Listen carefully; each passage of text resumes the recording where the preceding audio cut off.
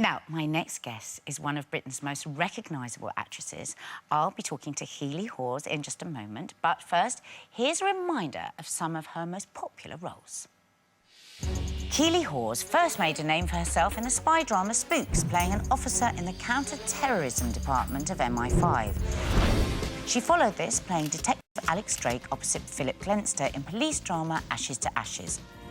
More recently, she's starred in the revived version of Upstairs Downstairs as the ambitious Lady Agnes Holland. And Keeley joins me now. Oh, wow, what a load of gorgeous clips that was. Do you feel like the luckiest actress in the world sometimes? Yes, I do. Any favourites there out of just those three that we showed? All of them, actually. They're all real highlights. Really nice things to have done, so... Well, the thing, obviously, we've seen you most recently in was Upstairs and Downstairs. I was a massive fan of the first... Did you see it the very time round? No, I was young, only just born. Just born? Oh, my goodness. That's the best answer I've ever had from the sofa. No, but I did have a little look back on YouTube. Oh, did you? And ours was very different. I mean, it was so different. Yeah. 35 years is a long time in television. Yeah. And yeah, I mean, it had to change and be updated for a modern audience.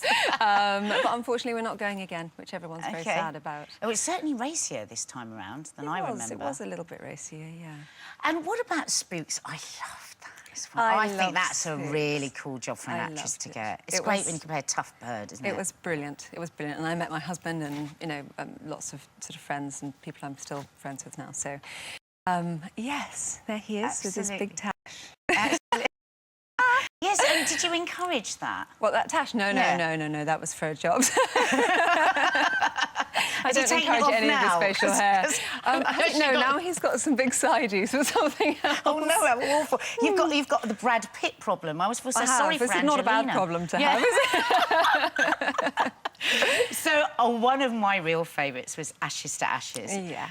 And Philip Glenster must be the greatest co-star. The comedy between... I mean, I used to howl through that show. It was brilliant. It was very, very difficult to sort of talk about merge and everyone's standing there with perms and handlebar moustaches and, you know...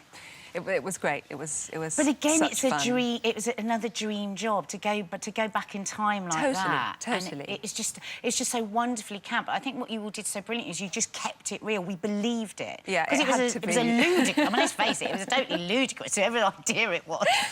Yeah. I'm surprised they weren't told to lie down when they came up with it. But it was fantastic. It was. It was great. It was a really nice thing to be part of. And again, you know, we're all still friends, and it's one of those things that will always be sort of lovely in my mind, you know. You never know, it might come back.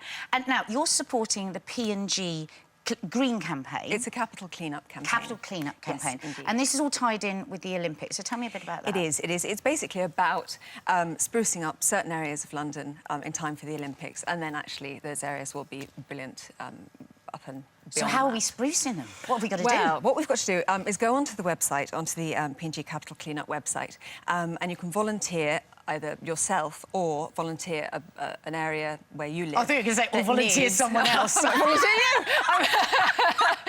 Yeah, or somebody else. And an area where you live that needs a little bit of, you know, sort of love and attention. And they've done things like sort of create adventure playgrounds and outdoor, you know, get fit areas and things. Well, so great for you. It's amazing. Because you're a mum of three. I actually thought it was two. I missed one somewhere along the line. No, How old's the youngest then? Five.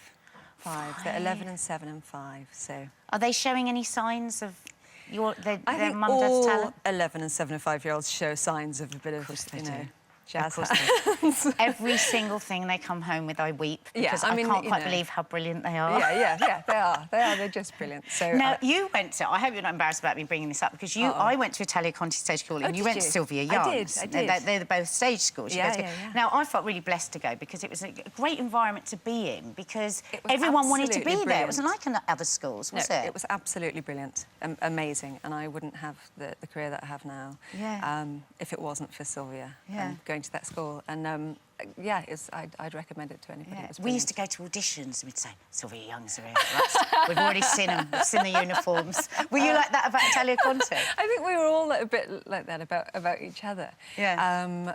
But you were there with Emma Bunton, weren't you? I was. I remember her saying that before. But when I started, it was a completely different animal than it is now. You know, there were only sort of 100 students there, and nobody, like there'd been no Spice Girls or anything that had come out of it. So we didn't have that sort of idea of it when we were there. It wasn't like, oh, we were there to be pop stars or there to be, you know, on the It was just something that we all loved to do. It was just a ball. It was just a ball, basically, yeah. OK, well, listen, thank you so much for coming along. Thank you Always very wanted to much meet for you, so it's having been me. lovely for me. I Very hope you have a nice lovely to rest of meet the day. you. Thanks for getting up so early. Thank you. You're welcome. Now, after the break, he came to his end at the hands of his own mum. That's how evil he is. I'll be talking to actor Andrew Lonsdale, get him out of my kitchen, who played Corrie's Frank Foster, about his nomination for Best Baddie